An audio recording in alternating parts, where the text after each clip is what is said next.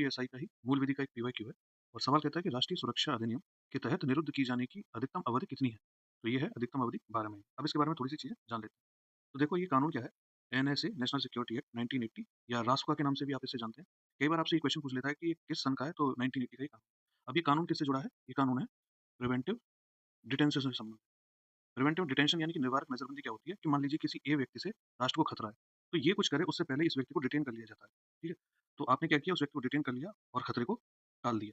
ठीक है? अब ये डिटेन करने की पावर इस अधिनियम की धारा 3 से आती है, जो केंद्र या राज्य सरकार को यह शक्ति देता है कि वो किसी व्यक्ति को इस आधार पर डिटेन कर सकते हैं।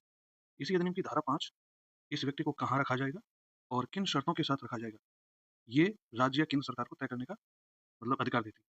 इसी अधिनियम में धारा 8 कहती है कि जिस व्यक्ति को अरेस्ट किया गया है, डिटेन किया गया है, उस व्यक्ति को उस डिटेन करने का आधार बताया जाएगा।